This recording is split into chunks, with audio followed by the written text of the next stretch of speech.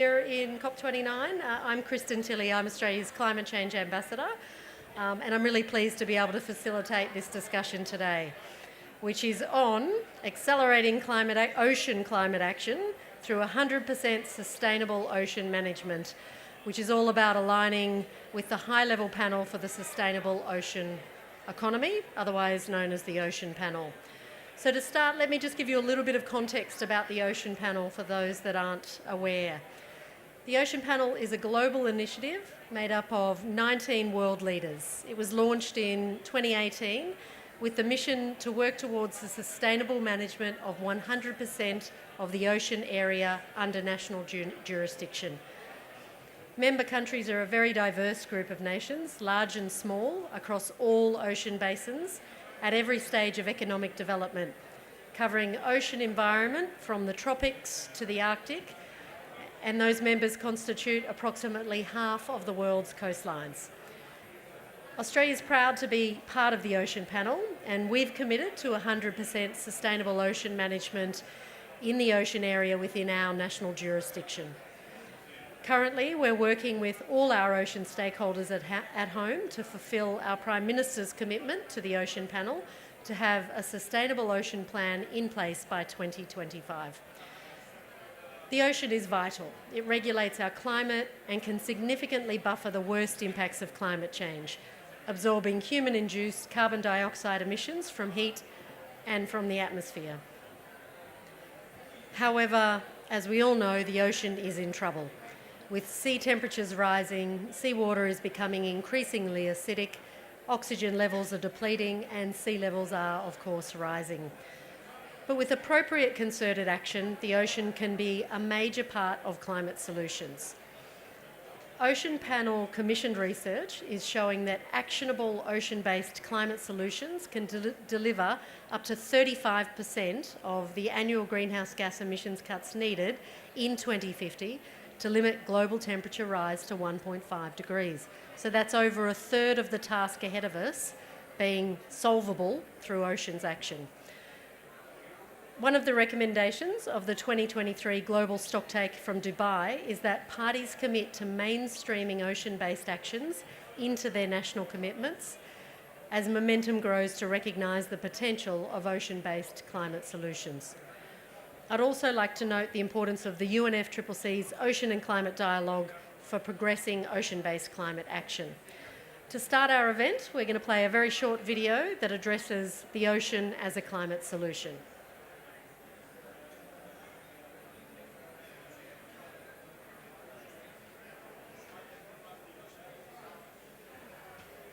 The ocean can provide up to 35% of the annual emission cuts needed to keep global temperature rise below 1.5 degrees Celsius by 2050.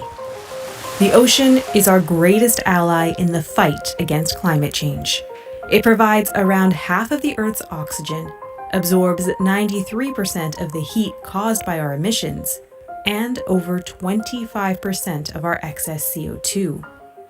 But these impacts are beginning to show. The era of global warming has ended. The era of global boiling has arrived. Ocean temperatures are hitting record highs. Oxygen levels are decreasing, and seawater is becoming more acidic. The ocean is telling us that enough is enough. Ocean Panel heads of state commissioned experts to assess the role the ocean can play in tackling these threats from climate change. Their study looked at 7 ocean-based climate solutions that are ready to implement, including scaling up ocean-based renewable energy, decarbonizing shipping, and conserving and restoring blue carbon ecosystems. It found they have the potential to cut over a third of all emissions needed to keep temperature rise below 1.5 degrees Celsius, helping the planet to avoid the worst impacts of climate change. That's the equivalent of 4 times the annual emissions of European Union countries. While some progress has been made in recent years, the world is currently running behind in utilizing the ready-to-action solutions that the ocean offers. It's time to see the ocean not as a victim, but as an essential solution to some of the world's greatest challenges. All right, I hope you enjoyed some of that footage and the messages, the really important messages that come with it. And with that, let me introduce the panel that really are the experts and the stars of the following discussion. Can I start by introducing His Excellency Peter Thompson, the United Nations Secretary General's Special Envoy for the Ocean. Come on up, thanks Peter. And joining Peter will be Her Excellency Alana Said, Co-Chair of the Ocean Panel and Permanent Representative of Palau to the United Nations in New York. Wonderful. To kick things off, Peter, if you could provide us with some scene setting on the state of the ocean and what is needed to close the emissions gap.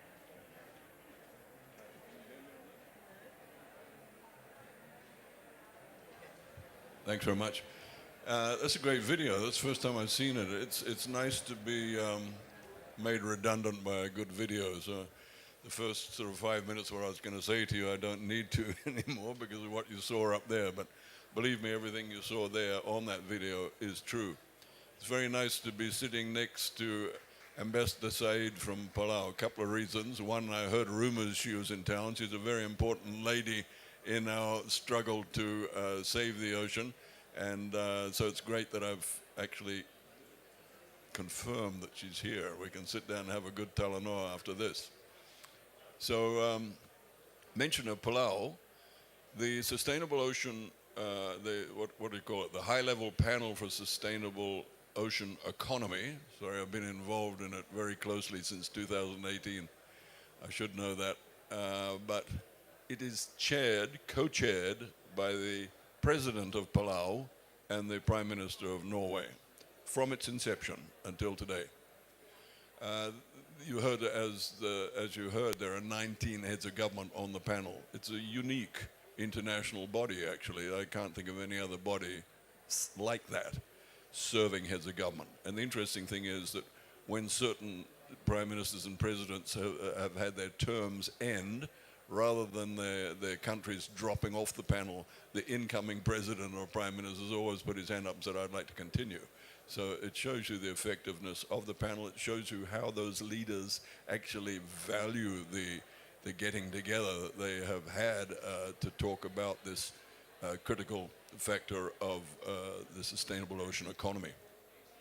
So if I was to say, since the inception of SDG 14 back in 2015, since then, you know, if you had your top 5 things that have happened in the ocean sphere, I would have to, well, I'd put the UN Decade of Ocean Science in there for sure, because it's really transforming the way we approach the ocean's problems. There's more work being put into ocean science now than ever before in human history, and largely as a result of the UN Decade of Ocean Science. You know, that was approved by all members of the United Nations.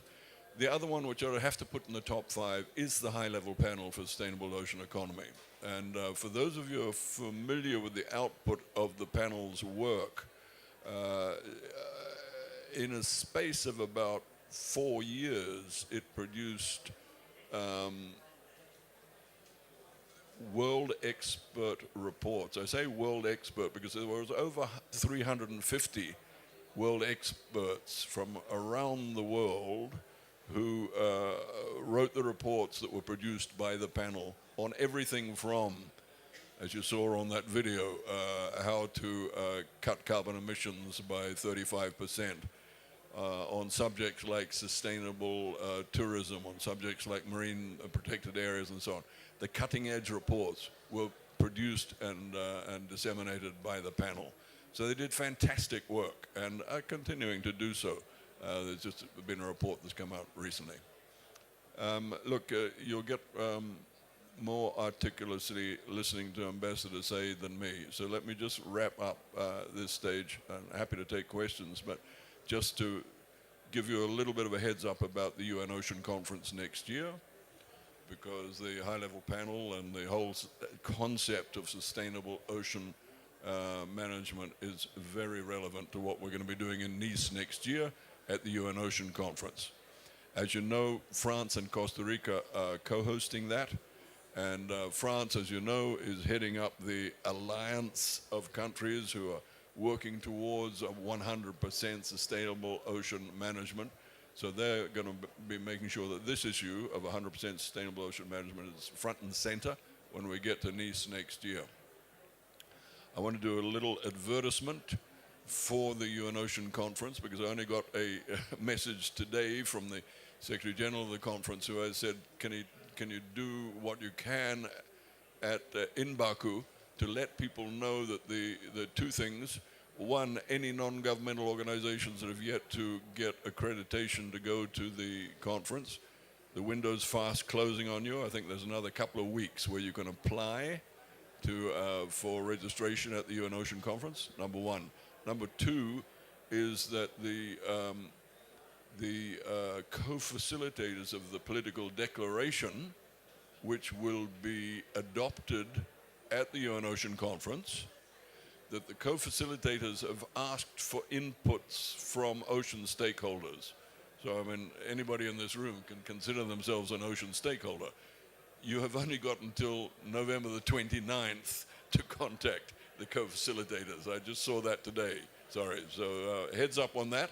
If you do want to put your views in about what should be in that political declaration, the co-facilitators, who are the permanent representatives at the UN of Australia and Cabo Verde, have put out that request. They will take whatever you send them, they'll put it into the document if it fits, and then they'll start socializing that with the 193 member states of the United Nations, because they're the ones that are going to have to approve the political declaration. So with all that, I hand over now to the lady on my right, who will say something more sensible than me. Thanks. Thanks, Peter. We're both ladies on your right, so I intervened quickly. Before we pass to Ambassador Said, I did want to acknowledge that we've got the Pacific Oceans Commissioner, Dr. Manoni, in the audience as well. And I know you do need to leave to head somewhere else shortly, Dr. Manoni, but if you would like, we certainly welcome some perspectives of yours from a Pacific region about the importance of this work and these upcoming conferences. Can I pass you the microphone? Thank you. Thank you, and thank you for giving me the opportunity, and thank you to my two friends up on the panel over there for your contribution to the meeting today. Now, and this is important. The theme of this event rhymes very, very clearly on what the Pacific Island leaders. If you remember, in 21, the leaders' statement was 100% management, not only in zone, outside, beyond national jurisdiction. We got the opportunity now with the BB&J agreement, and now we must all work to ensure that this agreement enters into force in a timely fashion. But look, the treatment of the oceans and the thematic areas through the COP process also, I understand, something that Pacific is working hard on as well, and perhaps there should be a little more formal treatment of oceans, its impacts, the nexus, not through a parallel dialogue process, but what about the opportunity to take it up right into the agenda of the COP process would be a good thing. So my final message is that to keep 1.5 alive, to allow us to undertake a sustainable management of our oceans, and of course, oceans on the agenda to move us forward. And support Australia's COP31 ambitions. Thank you.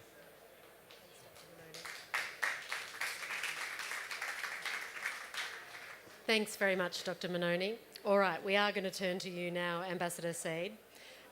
First question, how do the Ocean Panel's ambitions of 100% sustainable ocean management support the goals of the Paris Agreement? And then second part, what approach is Palau taking to ocean-related climate action? Thank you, Ambassador. Thank you for having us. Yes, I think so. Just so for those who are unfamiliar with sustainable ocean plans, which is what the Ocean Panel is championing, they're kind of a master plan for the ocean.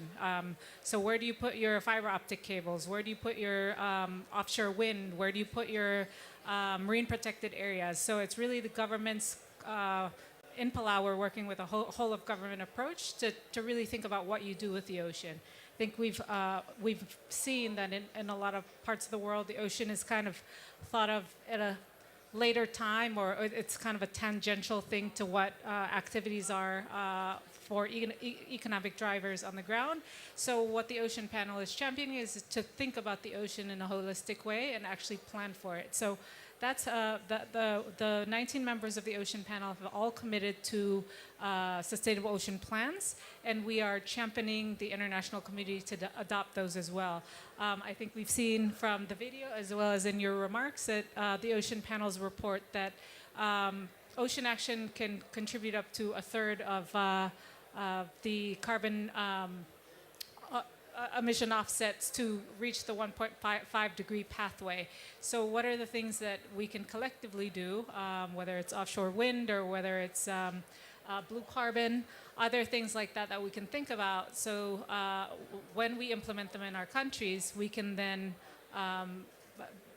accelerate our pathways. And that, how do you then take those and feed them into your NDCs? So ocean-based NDCs is kind of a segue into the Sustainable Ocean Plan. So what is Palau doing for climate action and ocean action?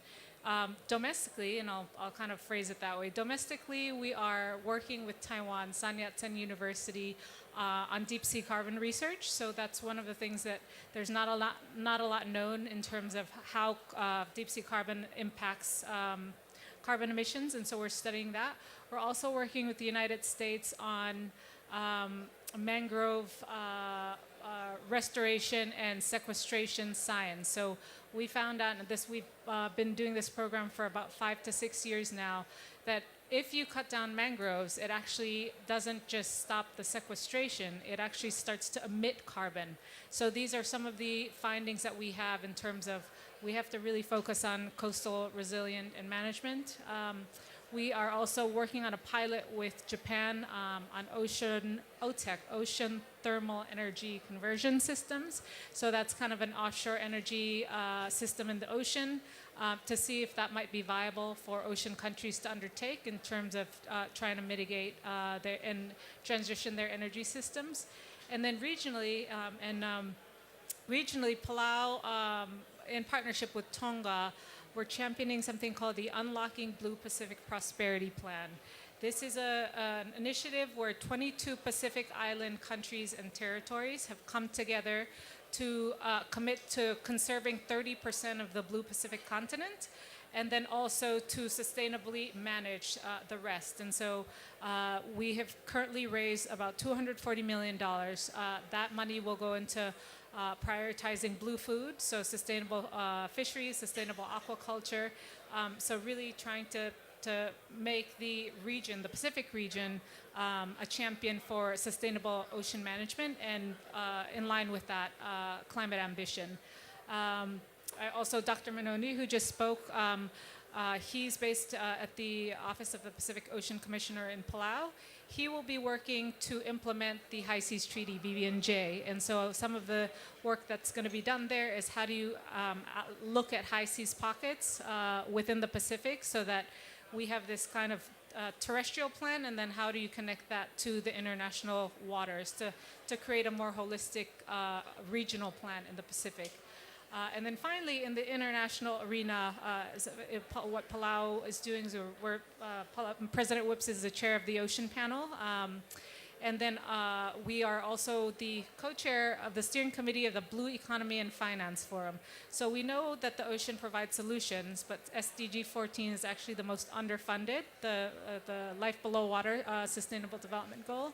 So part of that special event of UNOC, which will be held right before the UN Ocean Conference in Nice, will be to try to mobilize financing for the oceans. So I think that's one kind of international initiative that we have. And then with France, the Ocean Panel is also championing the 100% Alliance, which is to try to encourage more countries to to create sustainable ocean plans. So, and then finally, Palau is very heavily trying to have Australia host the COP, COP31. We really think that the Pacific is one of the most vulnerable regions, and we have to have a COP that allows us to showcase that and also to take climate ambition forward. So thank you. Thanks very much, Ambassador. I will come to audience questions in a moment, so please, if you've got something to ask, be ready for that. I do want to ask, though, for both of you, for your perspectives, and already for me this has been really, really educational, because I've worked on climate for 20 years, not oceans.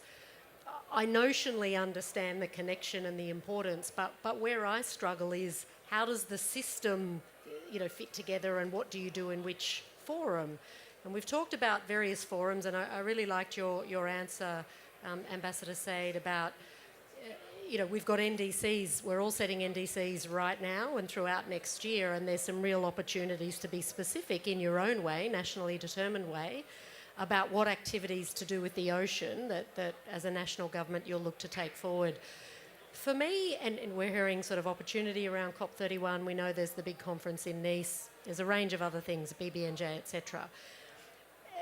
Would either of you like to give a perspective on, from a national government's perspective, assuming your articulation of what you're going to do around oceans in climate fits into your NDC, but it will be necessarily high level. What is it that countries should be expecting to do and drive forward at UNOC in Nice mid-next year? And then what might we want to progress through the UNFCCC process, particularly with a prospective Pacific COP 18 months after that? And what should necessarily sit outside of those processes because they've got their own forum to take forward? I'm just trying to map what we try and drive forward in each of those processes when it comes to climate. I'll head off first, and if you oceans. like. Look, everything's connected, especially when it comes to the ocean, within the ocean, but the planet as a whole, everything is connected. It's easy to say, but if you're a politician, it's much harder to sort of get your head around it. Fish don't vote, so politicians have tended to overlook the ocean's concerns for pretty much eternity. And that is very deficient on their part, right? Why is that deficient? Because we don't exist without a healthy ocean, and I'll explain why we don't exist without a healthy ocean, right? You've heard my mantra, no healthy planet without a healthy ocean, and the ocean's health is currently measurably in decline. Take any one of the indices, and they're all going in the wrong direction when it comes to the ocean's health. Now, my friend who ran the WWF, Marco Lambertini, I used to give him a hard time about his panda. I'd say, Marco, if the panda goes extinct next year, it's going to be sad. We'll lose a lovely, cuddly mammal, but we're still going to exist, right? He agreed. I said, but my logo, you can't even see my logo. Nobody's even heard about my logo. It's so small. It's the smallest organism that is photosynthetic on the planet, Prochlorococcus. Prochlorococcus produces 20% of the oxygen in the biosphere. If Prochlorococcus dies because we pollute the ocean or warm the ocean to such an extent that it can't any longer exist, we don't exist. We depend on Prochlorococcus for 20% of the oxygen in the biosphere. So, that's why we have a problem as large terrestrial mammals reflecting on the importance of the ocean to our existence, and why we haven't had that kind of leadership from our politicians in the past. The Ocean Panel, thankfully, breaks that. The Ocean Panel is serving heads of government who are saying, actually, the ocean is really important. We need the world to understand this. And I think that's one of the reasons why we are now seeing a world which is awake to the predicament that we're facing with the ocean's decline, and that we're now in a world where we're saying, what are we going to do about this?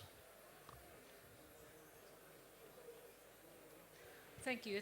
It's an interesting and complex question because I think with all these various kind of UN conventions, they sometimes kind of bleed into each other in some way. So it's something that we think about in Palau. I don't know that we have a perfect answer, but if it's related to carbon and it's recognized by a body that, for example, in blue carbon, so I think the IPCC states it's mangroves, seagrass, and salt marshes. So if those ecosystems are recognized by a body that the UNFCCC gives priority to or recognizes, then we count that towards our NDC. Sometimes it gets complicated. So for example, in Palau, we have to move our hospital because it's by the sea. And it's because of sea level rise, it's starting to inundate the hospital. So that is it's an adaptation measure that we have to take. It's not an NDC, it's in our NAP, National Adaptation Plan. But it's also related to our Sustainable Development Goals, and it's also related to our health goals as well. So sometimes, but with respect to climate and the ocean, if it's recognized in the UNFCCC processes. And so that's, I think the climate ocean dialogue is incredibly important for that because we do need to push the language into the COP document so that everybody recognizes that it's something that the COP takes to be true. And then we have to build it into our NDCs. There are so many other things, for example, marine protected areas. Marine protected areas is not within our NDC now, but probably should be. It probably more relates to the biodiversity COP. But I think what Ambassador Thompson probably will agree is the triple planetary crisis of pollution, biodiversity loss, and climate. They all kind of work together in the ocean. So it's something that we have to think about. If we plant seaweed, that can count towards our NDCs. That seaweed can then be used as a polymer for a single-use plastic alternative, so it can solve for the plastics problem. And it's also a sustainable development measure because it creates livelihood. So it's not a perfect system and it's complicated, but it's certainly something we think maybe the UN should probably try to streamline these things because they are processes that work independently, but they sometimes try to solve for the same thing. And they're very clearly connected, I think, with that example. How I'm interpreting that answer, again, I found it very helpful, was Ambassador Thompson, you're really seeing UNOC in Nice next year as a galvanising moment for political awareness and then commitment to really lean into this space. And there might be a range of different forums in which different things happen. But, you know, given what we've already been discussing between Australia and the Pacific, that you would expect, should we be hosting COP31 in Australia, that it will be a Pacific COP and there would naturally be a significant focus on oceans. We can be looking at, it's been something that's sort of been this, you don't think about oceans in the UNFCCC before, but now with that political commitment and momentum hopefully coming out of UNOC, we can say, well, what does that practically mean within the UNFCCC space? What did we learn from the NDCs countries put in over 2025? And maybe that's a whole new area of investigation and momentum for the second global stocktake a couple of years later. I'm obviously freewheeling here a little, but that's sort of how it's crystallising a little bit in my head. But this is the opportunity, I think, where colleagues in the audience can ask some questions. So we've got one up the very back, and then if there's... Oh, thanks, Bridget. Just up the back here. And if you could just introduce yourself with your name and organisation you're representing.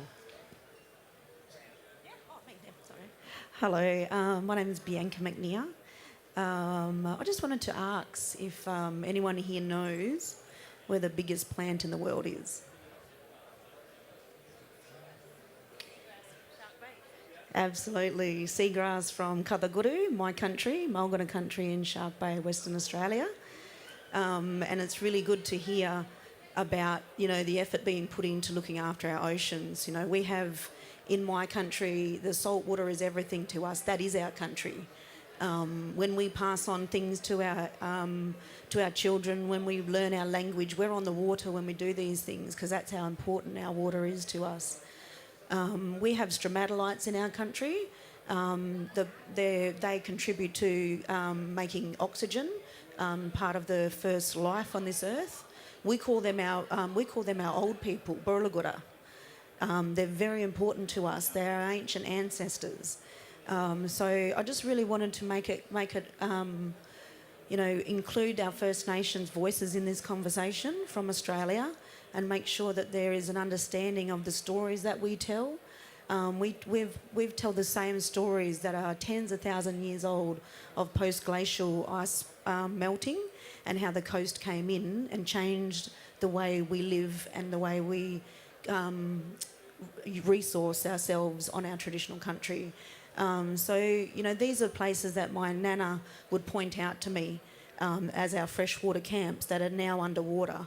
And not until I go back and look at the scientific evidence did I actually realise that those stories were literally over 10,000 years old. And that's just how present we are connected to our country and our stories, and the changes that have happened on our saltwater country throughout thousands and thousands of years. And I think it's just really important to remember we hold those stories, we hold that commitment to our saltwater country, and as long as there are First Nations voices included in ocean action, there will be a commitment forever and ever. Thank you. That was an excellent perspective. Thank you. I will just check if our panellists do want to add any comments. Peter? Yeah, no, obviously wonderful to hear that. And the fact that you're noticing rising sea levels up in Shark Bay, I wasn't aware of that. It's already happening up there. Yeah, same in Fiji. There's a great chart, by the way, just in the entry of this hall here, the entry door. It's the sea level rise one. I'm sure most of you have seen it. If you haven't seen it, have a good look at it, because it shows you what happens at 3 degrees warming, which is where we're currently heading, right? Within my granddaughter's life, she is going to see half of Florida gone. She's going to see about 3/4 of Tongatapu gone. And, you can take that all around the world. Half of Bangladesh is gone. That's at 3 degrees. It's a very good chart. I think it's all based on NOAA figures. But we need to be so aware of that. And here in Baku, it's really important that we say at every meeting that we go to, and I haven't said it enough, we have to stop our addiction to burning fossil fuels. That's the cause of this problem. That's why these sea levels are rising. Sea levels are rising because of the ocean warming up. Why is the ocean warming up? Because the planet is warming up. Why is the planet warming up? Because we are addicted to the burning of fossil fuels. Have been for a long time now. All of us flew here in CO2 producing aeroplanes. It's a problem that humanity has. It's, the principal problem is the continuation of the product by the oil and gas industry, but we are the problem. We're the users. We have to break that addiction. If we don't break that addiction, by the end of this century, half of Florida is gone, and all those other coastal areas that you know about are going to be underwater. And we have to make that commitment to the green transition. The green transition is towards renewable energies. It's a sensible decision to make. We're not making the decision because of our addiction. China's already shown that it can produce all the solar panels we need at cheaper costs than investing in more oil wells. But we're addicted. We have to break that addiction. And that green transition is an electrified world based upon renewable energy resources. It's not that difficult, folks. We have to do it. Thanks. Thanks very much, Peter. Ambassador Said? Yeah, thank you so much for your words. I couldn't agree with you more. In Palau, the UN term indigenous peoples, we're all indigenous in Palau, so we rely a lot on traditional knowledge. I don't remember learning how to swim. It's like you're born into the ocean, and you know it very intimately in a way that other countries or regions might not. And I think telling the stories of these kind of coastlines and our people is incredibly powerful.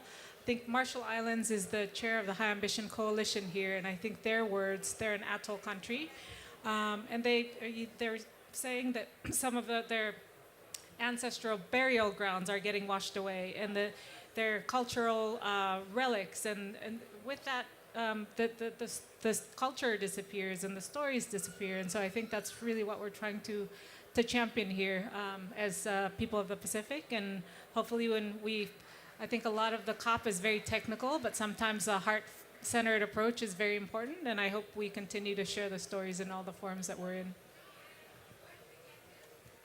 Thank you. All right, we do have time for one or two more questions just here. Thanks. Thank you very much. Oops. Christophe Godin, Director of the Ocean Institute at the University of Western Australia.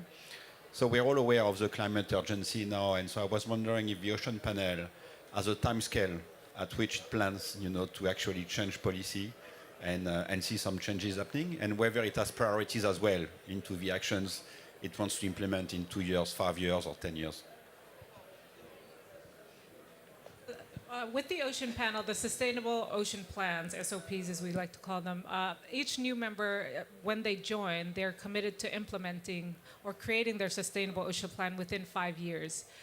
The Sustainable Ocean Plan is a complex document. It's not just in climate.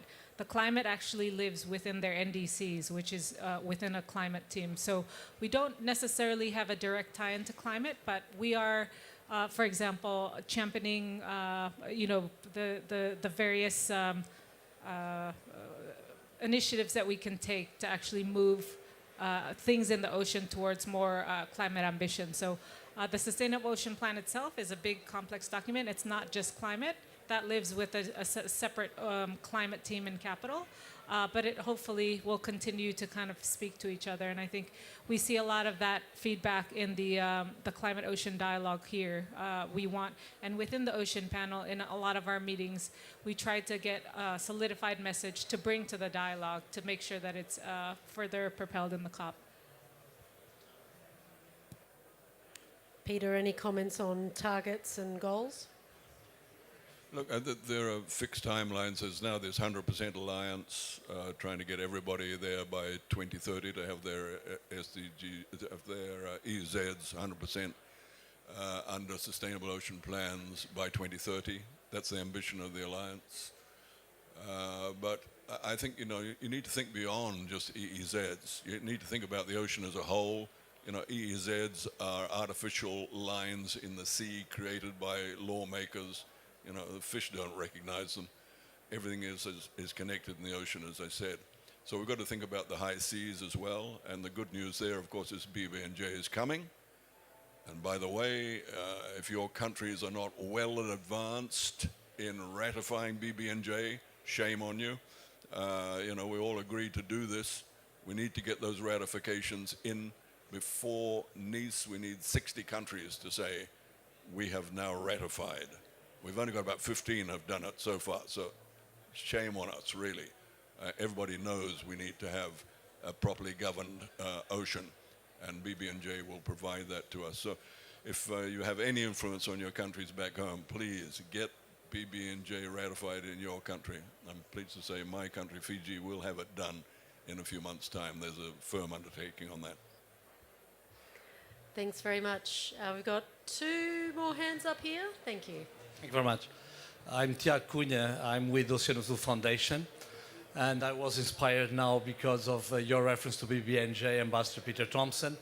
And my question to you, both ambassadors and both ocean leaders, it's about BBNJ.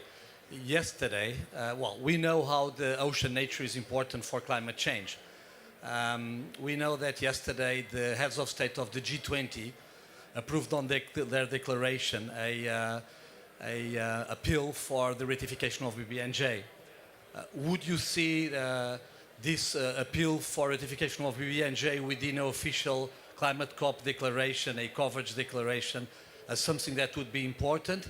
And on the same sense, would you see a recognition, explicit recognition of 30 by 30 and Target 3, including on the marine part of Part 3 of Target 3, also as important for a declaration under the climate process? And finally, on science, we know that we have enough ocean science to understand the problems of the ocean and the threats. But we discuss if we have enough science to understand the solutions and the marine nature-based solutions. So My question is, would you also favor a call for science for ocean climate action within an official declaration of climate COP? Thank you very much. Thank you. Really excellent, specific, I guess, questions to our experts on the panel. So BB&J ratification, 30 by 30 in COP decisions here, and then where to for the science. Yeah, well, I think the reference to the G20 statement, those that haven't seen it, there's a paragraph in there that's just been released, and it's very strong. I'm very encouraged by that G20 leaders are now starting to speak ocean language. Again, it's part of this thing that's happened in the world over the last few years, and I give a lot of credit to the Ocean High-Level Panel for that, where leaders are now becoming aware of the importance of that. So that commitment, of course, means that South Africa, who's the next chair of G20, has to carry that on. It started, by the way, 3 years ago in Indonesia when we launched what's called the Oceans 20 within the G20 structure. And it was carried forward by India and now by Brazil. So that's all good. BB&J, as I've said, has to be ratified by June next year. 30 by 30 was referred to. Achieving 30 by 30 is not just a catchphrase. It's about the survival of humanity. And that's not an overstatement, right? The best of our earth scientists said, if we do not protect 30% of the planet by 2030, we're going to start seeing a giant cascading away of biodiversity. And that eventually, of course, leads to Homo sapiens joining that waterfall of falling away into oblivion. So that's why 30 by 30 is so important, and the ocean has to play its part in 30 by 30. And there's a lot of work going on now. We opened a consultation actually this week with anybody who wants to be involved in saying, okay, what parts of the ocean do we need to get under 30% protection? Because the current list, and we made a list which included the 4 million square kilometers of Antarctic waters, which still have not been declared but have been on the table for about 10 years. We included that, but we're still, if you add up all those ones that are being talked about, we've only about a third of the way towards getting 30% of the ocean protected. So we need to do a lot of work on this between now and Nice. We want to have a firm plan in Nice about where is the 30%. It's obviously got to be biodiversity relevant, it's got to be climate change smart. Where is that 30% of the ocean that's going to be set aside for protection? Who's going to do the environmental impact assessments for that? Who's going to be responsible for the managing of it? How are we going to raise the finance for it? We want a solid plan when we get to Nice next year for that. So that's 30 by 30. Thanks for mentioning that. And I think your last one was science. So, science and finance. This is the bedrock of UN Ocean Conference next year. As Ilana has said, there's the Blue Economy and Finance Forum happening in Monaco, but there's also the One Ocean Science Congress happening in the week before the UN Ocean Conference. And that Congress is going to gather the world's best ocean scientists together. I see Manuel Barange at the background. He and I have been working very hard for the last 6 months on the fisheries side of things. Let's not forget that we are overfishing the fish stocks of the world by 34%. And Manuel and I, together with the Solomon Islands government and the Foreign Fisheries Agency, are arranging the Honiara Summit, 24th to the 27th of February in the Solomon Islands, to address the state of global fisheries and to make sure we go to Nice with a very strong message. All the RFMOs of the world are being invited to that, regional seas programs, relevant ministers of fisheries. So we're addressing the fish side of things as well. Thank you. Sorry about that advertisement. Yes, I agree with you. I think those would be welcomed outcomes. I have to say that, so the COP has an ocean track, and so there's a group of negotiators that focus on oceans. This year, I'm not focusing on that. I'm focusing on NCQG. So I actually don't know what the state of play is there. But sometimes we hear from some non-ocean focused countries that the ocean is covered under UNOC. So those are arguments that we have to kind of dissuade to say that the link between ocean and climate is real. And I know the Pacific negotiators specifically are fighting very hard to make sure that we keep the language in there. On the research specifically, I think as part of the Blue Economy and Finance Forum, we are trying to mobilize some funding in that space. But also, I think one of the things that we are trying to do, and I hope it turns into something in the language at this COP, is to try to encourage the IFIs and the MDBs that ocean is a climate solution. So working with the Global Environmental Facility, there's a biodiversity index in there, and it actually discounts island states because it only is considering terrestrial biodiversity. But if you count the biodiversity in the ocean, like the island should get a larger allocation because it has a lot of biodiversity. So there are some kind of mismatches that need to be rectified. So even within the Green Climate Fund, we're working very hard with them to say, if something is climate focused and it's in the ocean, we need to make sure that those are funded as well. So I think there's multiple parallel tracks. The UN Ocean Conference is one of them. The oceans language in the COP document is another, but then we also have to speak to the agencies that actually implement them to actually make sure that when countries try to do something that they're allowed to do so. Thanks very much. For those of us that represent countries that sit on boards of, say, the Green Climate Fund and other boards, I think that's quite an important message that we take forward into our roles on those boards. We did have another hand up at the back, so I'm not sure if there's still a question, and then here, and then I think we will have to close it. Thanks, folks. Yeah, Alex Rogers from the National Oceanography Centre in the UK. I'd just like to make a point, really, that blue carbon ecosystems also exist in the high seas. One of the world's biggest seagrass beds actually sits on the Saya de Mala bank, which currently is under a joint management agreement between Seychelles and Mauritius, but that is part of the high seas. Also, we have the world's biggest migration happening every single day with mesopelagic organisms moving between the ocean surface where they feed and then diving into the deep ocean and releasing that carbon they're obtaining at the surface. So, just the point that we've got to think about the whole ocean when it comes to blue carbon, not just the coast. Thanks very much, Alex. Excellent point. We have, I think, final question up here. Thank you. Thank you very much. I'm Hiroaki Shibuya, APN Secretariat. This is Asia Pacific Network for the Global Change Research. My question is that so generative AI and robotics, the technology become very sophisticated, and but the global warming is actually it's ocean warming. So ocean absorb a lot of heat, and so but the ecosystem has severely damaged, and also the seafood resource is very critical, and so but we have finance lack of finance for ocean science. But if we have finance enough money, so we can visualize the ocean problem, and we can think about the seafood resource management. So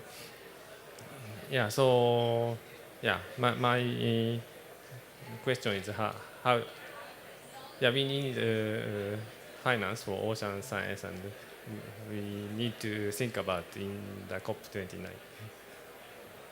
So I'm interpreting the question as how important and indeed how much finance do we need for ocean science to give us the answers or the impetus to take further action in this space? Would that be right?